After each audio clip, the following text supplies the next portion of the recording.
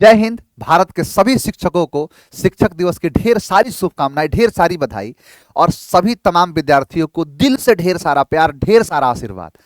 दुआ है कि वो जिंदगी में जो भी सपने देखे हो, जो भी उन्होंने चाहत रखी हो, मुकम्मल हो, पूरी हो जाए। जिस जगह पर जाने की कल्पना उन्होंने करी हो, चाहे वो मंजिल कितनी भी ऊंची हो, कितनी भी लंबी हो, लेकिन उनको मुकम्मल हो, उनको पूरा का पूरा जो है मंजिल उनको प्राप्त हो। मेरी यही दुआ रहेगी उनके लिए, मेरा ढेर सारा आशीर्वाद उनके साथ रहेगा। और हमारी जिंदगी की जो पहली शिक्षक वो माँ होती है, माँ और पिताजी होते हैं। हालांकि बचपन के बहुत ज़्यादा समय हम अपनी माता के साथ गुजारते हैं, इसीलिए पहली शिक्षक बन के आती है, क्या करना है, कैसे करना है, क्या अच्छा है, क्या बुरा है, ये सारी सीख हमें हमारी हमारी माँ देती है। उसके बाद हम स्कूल में जाते हैं, तो जितने हमारे शिक्षक हैं जिन्होंने हमारी ज़िंदगी को इतना अच्छा बनाया, बहुत सारी चीज़ों को सिखाया, उनके चरणों में मेरा कोटि कोटि प्रणाम है। उनको मतलब हमेशा उनके लिए जो है मैं आभारी रहूँगा। उन्होंने जो मुझे दिया है, जो ज्ञान मुझे मिला है उनसे, उनका हमेशा मैं आभारी रहूंगा। आज हम शिक्षक दिवस के रूप में मनाते हैं। सभी लोग जानते हैं 5 सितंबर 1888 को डॉक्टर सर्वपल्ली राधाकृष्णन का जन्म तमिलनाडु, जो वर्तमान का तमिलनाडु है, अंग्रेजों के टाइम पर मद्रास प्रेसिडेंसी में जो तिरुतनी गांव से थे, और वो छोटा सा शहर था, एक छोटा सा गांव था, वहां से वो अपनी जिंदगी की शुरुआत करे। और वहां से जो प्रारंभिक शिक्षा प्राप्त करने के बाद जो आगे की पढ़ाई उन्होंने स्कॉलरशिप के दम पर, स्कॉलरशिप लेके और ब्रिटेन और यूएस जैसे जगहों पर जाके किया। जब वो वापस लौट के आए, तो वापस लौट के आने के बाद वो अलग अलग भारत के विश्वविद्यालय, जैसे लखनऊ, कलकत्ता विश्वविद्यालय, आंध्र प्रदेश विश्वविद्यालय, हमारे बीएचयू बनारस विश्वविद्यालय में चांसलर, वाइस चांसलर, प्राध्यापक के रूप में काम किए। और बहुत सारी चीज़ों को हमने मतलब हम सीखे उनसे कि क्या होता है। मुझे उनका एग्जाम्पल एक मुझे याद आता है कि कहा जाता है, उनके बारे में पढ़ रहा था तो मुझे पढ़ने को मिला कि डॉक्टर सर्वपल्ली राधाकृष्णन अपने कक्षा में 20 मिनट लेट से आया करते थे और 10 मिनट पहले छोड़ दिया करते थे, चले जाया करते थे। उनका कहना था कि कई बार उनसे पूछा गया कि सर आप ऐसा क्यों करते हैं कि 20 मिनट आप लेट से आते हैं और 10 मिनट आप पहले चले जाते हैं। उन्होंने कहा कि मेरे लिए 20 मिनट भी बहुत ज़्यादा है, और 20 मिनट में मैं बहुत कुछ ऐसे बच्चों को सिखा देता हूँ। तो ये चीज़ है। इसके बावजूद भी, कम पढ़ते हुए भी, वो मतलब जितने सारे बच्चे थे उनके प्रिय बन के रहे, उनके जो है सबसे ज़्यादा रिस्पेक्टेड थे। तो ये चीज़ था। और उन्होंने एक छोटे से गांव से निकल के और भारत के राष्ट्रपति बनने का भी सफ़र जो था, और राष्ट्रपति नहीं, बहुत पावरफुल राष्ट्रपति बनने का सफ़र जो था, वो पूरा किया था। आइए आज हम देखेंगे। और भारत रत्न से सम्मानित किया गया डॉक्टर सर्वपल्ली राधाकृष्णन को। इनकी जो जीवन की प्रारंभिक घटना थी कि वो पढ़ाई किए, फिर जाके बहुत सारी चीज़ों में अभियुक्त रहे, बहुत सारी चीज़ों को उन्होंने पढ़ा, फिर ब्रिटेन और यूएस जैसे जगहों पर जाके उन्होंने अपनी आगे की जो शिक्षा है वो प्राप्त करी। वापस लौट के आए तो अपने टीचर के रूप में, एक शिक्षक के रूप में उन्होंने अपना कामकाज शुरू किया और लोगों को शिक्षित करना शुरू कर दिए। हम जैसे कि जानते हैं कि भारत के सबसे प्रथम उपराष्ट्रपति के रूप में अगर किसी को जाना जाता है तो वो हमारे डॉक्टर सर्वपल्ली राधाकृष्णन को जाना जाता है। ब्रिटेन से इनको एक जो सर जो आप लगाते हैं ना, हर चीज में जो सर यूज करते हैं, ये एक उपाधि थी जो उनको प्राप्त किया गया। और पहले हमारे उपराष्ट्रपति थे। उसके बाद दूसरे नंबर पर आते हैं। पहले हम सब जानते हैं डॉक्टर राजेंद्र प्रसाद थे हमारे राष्ट्रपति, लेकिन दूसरे हमारे डॉक्टर सर्वपल्ली राधाकृष्णन राष्ट्रपति के रूप में आए। और राष्ट्रपति के रूप में नहीं आए, बहुत पावरफुल राष्ट्रपति के रूप में आए। एक लांछन लगता है राष्ट्रपति पर कि राष्ट्रपति एक रबर स्टैंप होता है। भारतीय संविधान का अनुच्छेद 74 ये पूरी तरीके से पावर देता है एक प्रधानमंत्री को कि भारत के राष्ट्रपति प्रधानमंत्री की सलाह मंजूरी पर काम करेंगे। तो ये कहीं ना कहीं लगता है कि भारत के राष्ट्रपति नाम मात्र के राष्ट्रपति है, नाम मात्र के मुखिया है, लेकिन ऐसा नहीं है। डॉक्टर सर्वपल्ली राधाकृष्णन एक पावरफुल राष्ट्रपति के रूप में थे। हम एक एग्जाम्पल से समझेंगे इस चीज को कि जैसे जो सेकंड एक तरीके से प्रेसिडेंट थे डॉक्टर सर्वपल्ली राधाकृष्णन, उनके टाइम पर 62 में 20 सितंबर 1962 को भारत और चाइना के साथ लड़ाई हो जाती है, इंडो चाइना वॉर हो जाता है। और इंडो चाइना वॉर हम पूरी तरीके से मतलब एक विफल होता है, हमारा जो भी स्ट्रैटेजी था वो पूरा फेल होता है। और इस बात पर नाराज हो गए डॉक्टर सर्वपल्ली राधाकृष्णन, और नाराजगी उनकी इतनी थी कि वो सीधा गए और जाके उस समय के जो रक्षा मंत्री थे कृष्ण मेनन, उनको सीधे तरह फायर कर दिया। यानी कृष्ण मेनन को फायर किया, यानी कृष्ण मेनन को हटाया और अपने पद से हटाया। और उस समय आर्मी के जनरल हुआ करते थे पीएन थापर, प्रणनाथ थापर, उनको अपने पद से हटा दिया। मतलब इतना उनका गुस्सा था कि, क्योंकि आप सब जानते हैं भारत के सेनाओं का जो सेना प्रमुख होता है, सेनाध्यक्ष होते हैं, वो सभी सेनाओं के सेनाध्यक्ष भारत के राष्ट्रपति होते हैं। तो राष्ट्रपति के पास वो पावर है कि जब भी कोई बाह्य आक्रमण होती है राष्ट्रपति सचिवालय सक्रिय होता है। और उसी समय की घटना है कि वहां से रक्षा मंत्री को हटाया, अपने पद से उनको हटाया और उस समय के जनरल को भी हटा दिया और अपने मर्जी से, अपनी स्वेच्छा से उस समय के जयंतो नाथ चौधरी, जो जनरल जयंतो नाथ चौधरी थे, उनको नियुक्त किया। जनरल कौल को प्रधानमंत्री जो उस समय पंडित नेहरू थे, वो चाहते थे कि जनरल कौल को रखा जाए, लेकिन नहीं, उन्होंने पूरी तरीके से अपने दिल की सुनी, अपने मन की सुनी और अपनी स्वेच्छा से, अपनी मंजूरी से उन्होंने जयंतो नाथ चौधरी को उस समय का जनरल बनाया। ऐसे ढेर सारी घटनाएं हैं। एक घटना और देखने को मिलेगी कि जब पंडित नेहरू की मृत्यु हुई थी 27 मई 1964 को, और 1964 में अब उनकी मृत्यु हो गई अचानक से। अब हुआ क्या कि प्रधानमंत्री बनाया किसको जाए, तो प्रधानमंत्री बनाने के लिए कुछ लोगों ने कहा कि इंदिरा को बना दिया जाए, इंदिरा गांधी को प्रधानमंत्री बना दिया जाए, लेकिन उन्होंने ऐसा नहीं किया। उन्होंने कहा कि नहीं, मैं, जैसे कि जब भी होता है तो अन्य मंत्रियों की नियुक्ति होती है राष्ट्रपति से ही होती है, प्रधानमंत्री की सलाह से होती है।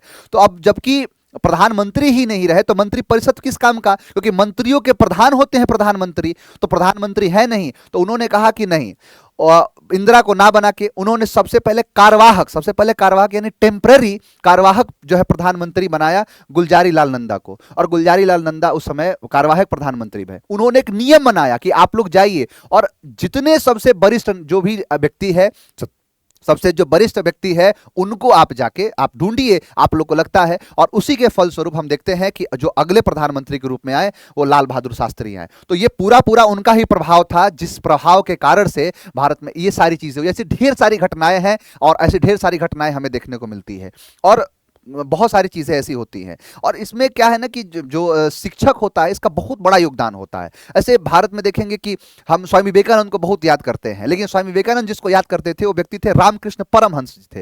यानी रामकृष्ण परमहंस जो थे वो गुरु हुआ करते थे नरेंद्र नाथ दत्त का। यानी स्वामी विवेकानंद के जो बचपन का नाम था नरेंद्र नाथ दत्त, और नरेंद्र नाथ दत्त जब गए थे एक बार अपने गुरु से मिलने चले गए, और तो गुरु से मिलने चले गए तो उनको लगा कि किस प्रकार के गुरु हैं ये। जब अपने टाइम में पढ़ते थे वो, जब नरेंद्र नाथ दत्त, तो उनको किसी प्रोफेसर ने कहा था कि तुम एक बार जरूर से जरूर आप जाके रामकृष्ण परमहंस से मिलना। कलकत्ता के दक्षिणेश्वर में स्थित मां काली के मंदिर का एक पुजारी जो हर बात पे ये दावा करता था कि मैं अपनी जिंदगी के हर काम मां काली के कहने पर करता हूं, उनसे जाके मिलने को कहा। इनके मन में अभिलाषा थी मैं जाके जरूर मिलूंगा। नरेंद्र दत्त जाते हैं और जाके उनसे मिलते हैं। एक बार उनको चेक कर लिया, कुछ सिक्के उक्के रख दिए उनके बैठने वाले जगह पर। जैसे वो बैठे उनको आभास हुआ तो तुरंत रामकृष्ण परमहंस उठ गए, और उठने के बाद तमाम लोग मौजूद थे, लेकिन उन्होंने इशारा किया नरेंद्र दत्त पे और कहा मुस्कुराते हुए कि बिल्कुल सही है नरेंद्र, एक बार गुरु को भी जांच ही लेना चाहिए। और यही चीज है, बताता है कि आप आंख बंद के विश्वास मत करो, आप अपने गुरु की पहले सत्ता को चेक कर लो, आप उनके लेवल को चेक कर लो, और उसके बाद अगर आपको विश्वास हो गया है तो आंख बंद करके उन पर विश्वास करते जाओ। नरेंद्र दत्त ने भी यही किया, आंख बंद करके फिर उसके बाद विश्वास करना शुरू कर दिया। वहां से दीक्षा प्राप्त किए और वी विदिशानंद से वो प्रसिद्ध हुए। वी विदिशानंद, उन्होंने कहा कि आप, मतलब नाम दे दिया नरेंद्र दत्त से वी विदिशानंद। राजस्थान के खेतड़ी के राजा अजीत सिंह हुआ करते थे, वहां उनके पास जाते हैं और जाके उनको कहा, जो अजीत सिंह ने कहा कि जाइए आप भी थोड़ा सम्मेलन में भाग लीजिए, तो वहां से स्पॉन्सर किया, तो वो गए और वहीं पर उनका नाम जो है वी विदिशानंद से विवेकानंद पड़ गया। शिकागो में जाके बहुत सारा भाषण दिए। तो गुरु का एक बहुत बड़ा योगदान होता है। गुरु जो होता है बहुत कुछ आपको सिखाता है। और एक और घटना अगर देखें, हम कहते हैं कि इंडिया से जब भारत के राष्ट्रपति थे शंकर दयाल शर्मा, तो शंकर दयाल शर्मा एक आधिकारिक यात्रा पर ओमान चले गए। ओमान के जब मस्कट एयरपोर्ट पर जब उनकी फ्लाइट लैंड करी और यह बात पता चला कि भारत से एक व्यक्ति है जिनका नाम है शंकर दयाल शर्मा, वो राष्ट्रपति हैं और वो आ रहे हैं ओमान, तो ओमान के जो राजा हुआ करते थे, वो राजा तुरंत अपनी जगहों से निकल के और सीधा पहुंचते हैं एयरपोर्ट। हालांकि ऐसा नियम नहीं होता है कि भारत, मतलब मान के चलो कि किसी देश का किंग है, राजा है, या किसी देश के राष्ट्रपति है, प्रधानमंत्री है, वो नहीं जाते हैं सबको एयरपोर्ट रिसीव करने, मिलते सबसे हैं, लेकिन वो एक नियम बना देते हैं, भाई प्रोटोकॉल होता है कि उनके कुछ बड़े जो मान के चलो कि कोई राजनीतिक व्यक्ति है वही जाके उनको लेके आता है। लेकिन उन्होंने पूरा प्रोटोकॉल तोड़ा, ना सिर्फ प्रोटोकॉल तोड़ा और एक नहीं बल्कि अनेकों प्रोटोकॉल तोड़े। जैसे कोई व्यक्ति व्यक्ति एयरपोर्ट पहुंच भी जाता है तो नीचे खड़ा रहता है किसी व्यक्ति को रिसीव करने के लिए, लेकिन वहां के जो राजा थे वो सीढ़ियों से चढ़ के जाते हैं और शंकर दयाल शर्मा के सीट पर जाके और उनको अपने साथ लेके आते हैं, और साथ में लेके आते हैं और फिर पूरा का पूरा जो है अपने साथ लेके चलते हैं जहां पर जाना है, और पहुंचते हैं वहां पर और गाड़ी से ड्राइवर को हटा के खुद गाड़ी चलाते हैं उनको अपने पीछे बिठा के। और जब सभी लोग ये नज़ारा देखे तो उनको मतलब थोड़ा सा अजीब लगा कि ऐसा तो ओमान के इतिहास में ऐसा हुआ ही नहीं है जल्दी, कि मतलब ऐसा कभी देखने को नहीं मिला, और यही चीज पहली बार है। तो भाई कौन ऐसा आदमी है, कौन इतना वीआईपी आदमी है? मीडिया पूरी तरीके से छाप ली, मीडिया सवाल पूछने लगी कि आपने तो ऐसा कभी किया नहीं, तो इस बार ऐसा क्यों किया आपने? तो उस समय जो राजा थे उन्होंने ये बात कहा कि आपके लिए ये भारत के राष्ट्रपति हैं, इस देश के लिए एक किसी दूसरे देश के जो है राजनीतिक कोई अध्यक्ष हैं या कोई भी एक व्यक्ति हैं, लेकिन मेरे लिए मेरे गुरु हैं। जब मैं अपने शिक्षा के दिनों में जब मैं पढ़ाई कर रहा था तो उस पढ़ाई के दौरान मैं पुणे में पढ़ाई कर रहा था, और उसी पुणे में जब मैं पढ़ रहा था उस समय मेरे ये प्रोफेसर हुआ करते थे। इनकी ढेर सारी ऐसी बातें जो इन्होंने बताई वो आज भी मेरी जिंदगी में बहुत बड़ा एक रोल प्ले करता है, एक बहुत अहम योगदान है इनका। और इस चीज को बड़े ही गर्व के साथ कहें कि मैंने ये जो भी किया ये मैंने अपने देश के लिए नहीं किया, ये मैंने कुछ ऐसा जो भी किया है वो एक राष्ट्रपति के स्वागत के लिए नहीं किया है, ये मेरे गुरु हैं और मैंने ये जो भी किया है अपने गुरु के लिए किया है, क्योंकि गुरु का दर्जा सबसे बड़ा होता है, सबसे महान होता है। कहा गया है गुरु गोविंद दो खड़े काकू लागू पाए, और बलिहारी गुरु आपने गोविंद दियो बताए। तो एक गुरु का जो दर्जा होता है वो सबसे परे होता है, ईश्वर से बड़ा गुरु का दर्जा दिया गया है। तो ऐसे ही हमारे भारत को विश्व गुरु नहीं कहा गया है, क्योंकि बहुत कुछ चीज़ें भारत का योगदान है जो मतलब एक तरीके से शिक्षा के क्षेत्र में, या फिर उन्होंने मतलब ऐसे ऐसे ढेर सारी कहानियां हैं जो जाके मतलब एक शिक्षक को बहुत अच्छा मतलब एक बर्ताव मिलता है। मैं एक बार ऐसे ही मैं दिल्ली में था और नोएडा से मैं दिल्ली जा रहा था, गाड़ी में था अपने, तो यूपी की मेरी गाड़ी थी, तो मुझे जो है पुलिस जो वहाँ पर काम कर रहे थे रोक लिए। तो वहां पर जब रोके कि सर आपकी गाड़ी तो यूपी की है, आप यहाँ पर क्या कर रहे हैं, लाइए सब कागज वागज चेक कर रहे हैं। हालांकि कागज सब कुछ था, लेकिन मुझे जाना पड़ा जो वहाँ के एसआई थे उनके पास। जब मैं उनके पास गया तो जो देखे तो मुझे थोड़ी सा मतलब अलग तरीके से देखे, तो फिर उनको मतलब लगा कि हाँ भाई, मैं भी थोड़ा परेशान हुआ कि भाई क्या हो गया, मैंने ऐसा कुछ क्या कर दिया। तो फिर कहे कि सर आप प्रियांशु सर है ना? मैंने कहा कि हाँ, ऑनलाइन के स्टूडेंट थे, विशाल कुमार नाम था उनका। तो वो मेरे से मतलब एक तरीके से वो समझ ही नहीं पा रहे थे कि मैं क्या बोलूँ, किस तरीके से बोलूँ। फिर उन्होंने परिचय दिया कि सर मैं ऑनलाइन आपसे पढ़ता था और आप केजीएस में पढ़ाते हैं, आप खान सर के यहाँ पढ़ाते हैं, तो मैं आपसे ऑनलाइन पढ़ा था और आज मैं सीपीओ में हूँ, मैंने इंग्लिश आपसे पढ़ी थी और मेरी नौकरी लग गई और मैं यहीं पर मैं पोस्टेड हूँ। तो उन्होंने बहुत मतलब अच्छा योगदान दिया, वहाँ से खुद एक तरीके से वहाँ से उठ के चल के आए और मेरे साथ मुझे गाड़ी में बिठाए और गाड़ी में बिठा के मुझे वापस वहां से मतलब आया मैं। तो ऐसी बहुत सारी चीजें होती है एक शिक्षक के लिए जो बहुत अच्छा लगता है।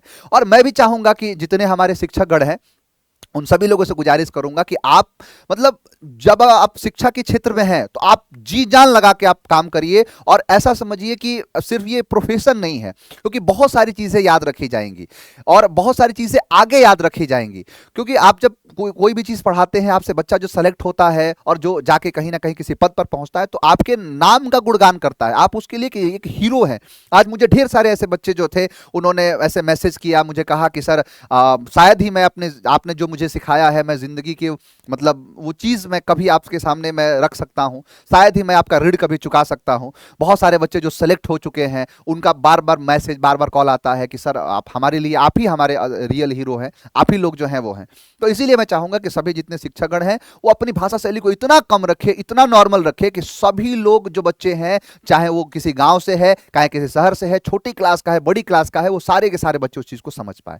उम्मीद है आपको सारी चीजें समझ में आई होंगी। तो एक बार फिर से सभी लोगों को शिक्षक दिवस की ढेर सारी शुभकामनाएं, सभी विद्यार्थियों को दिल की गहराई से कोटि कोटि आशीर्वाद। उम्मीद है कि आप लोग बहुत बढ़िया से कर रहे होंगे, बहुत बढ़िया से आपकी पढ़ाई कर रहे होंगे। आगामी जो भी आपकी परीक्षा है उसके लिए ढेर सारा जो है आशीर्वाद है, बढ़िया से आप पढ़ाई करें और बढ़िया से अपना नाम रोशन करें। तो आज के लिए इतना ही, मिलेंगे आपसे नेक्स्ट क्लास में। थैंक यू वेरी मच, जय हिंद।